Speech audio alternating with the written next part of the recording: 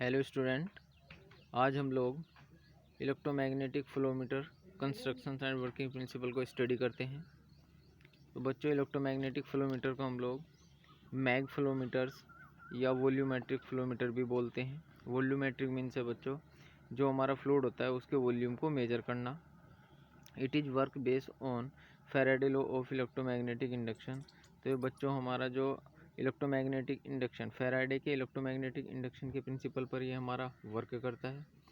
जैसे कि डायग्राम में दिखाया गया है बच्चों, हम लोग इसे बाद में रीड करते हैं। पहले मैं इसका प्रिंसिपल देखते हैं। प्रिंसिपल क्या है बच्चों? Magnetic flowmeter works based on the Faraday law of electromagnetic induction. ये इंडक्शन होता क्या है बच्चों?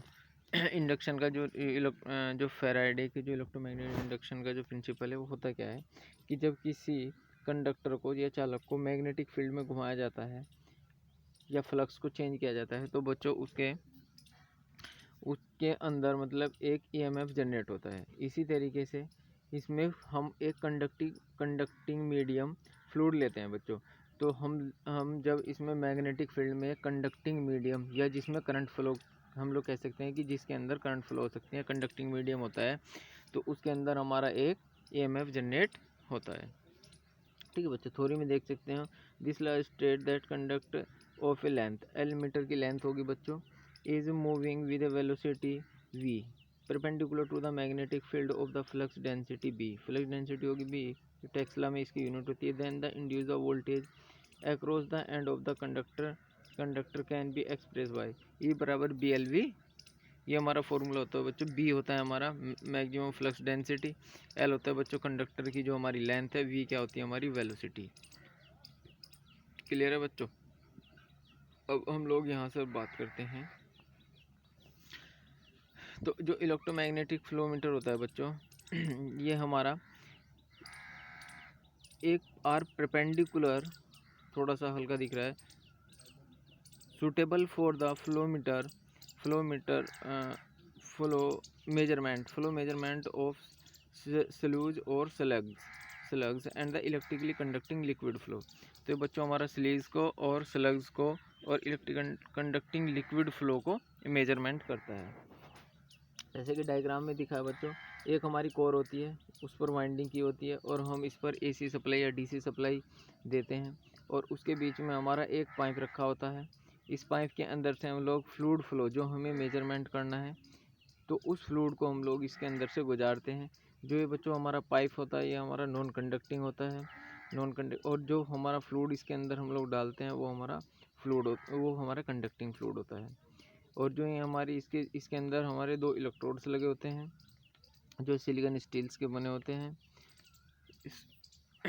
तो इसमें बच्चों हम AC सप्लाई या DC सप्लाई, कोई सी भी एक सप्लाई दे सकते हैं। जैसे हम लोग इसके अंदर AC सप्लाई देंगे तो इसकी वाइंडिंग में क्या है, हमारा एक फ्लक्स पैदा होगा। वाइंडिंग में फ्लक्स पैदा होने के कारण कोर भी हमारी क्या मैग्नेटाइज हो जाएगी।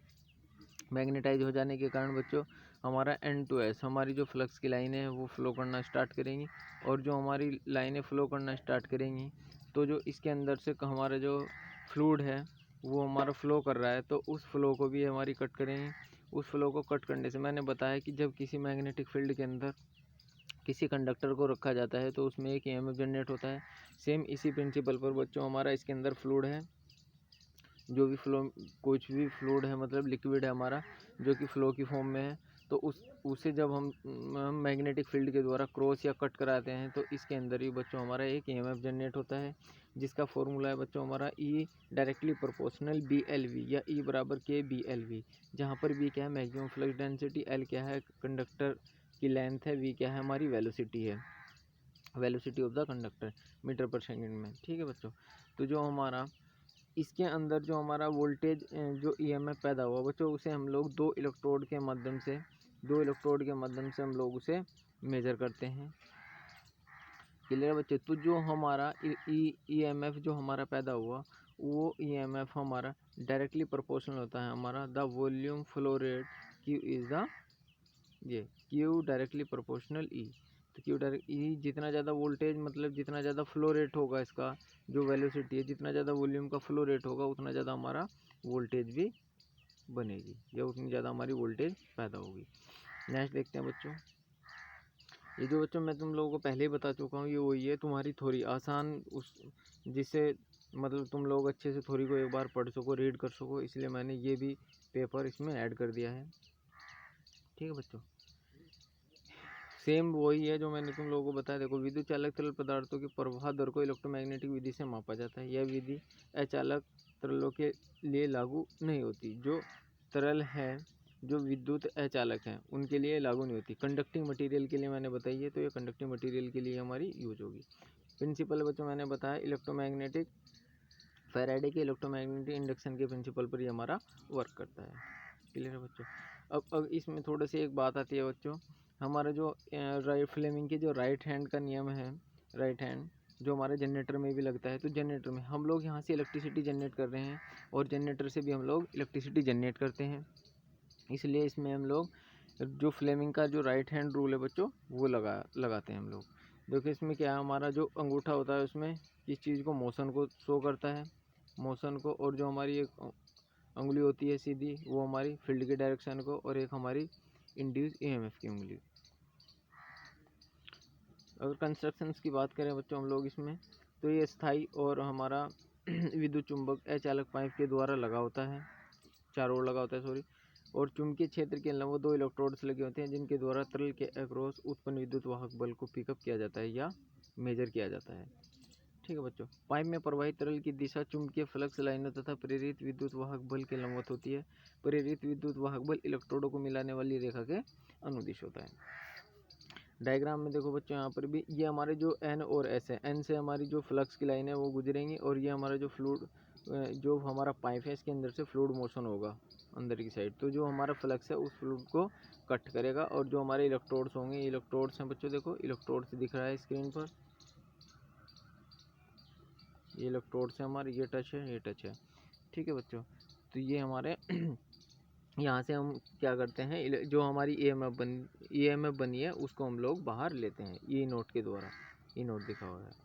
जब एक विद्युतीय चालक तरल पदार्थ में बहता है तो उसके काटने वाला चुंबकीय फ्लक्स में परिवर्तन होने के कारण तरल के अक्रॉस एक विद्युत वाहक बल उत्पन्न होता है, जिसका मान हम लोग इस सूत्र के द्वारा E बराबर BLV, ठीक है बच्चों, तो इसके द्वारा निकाल सकते हैं हम लोग।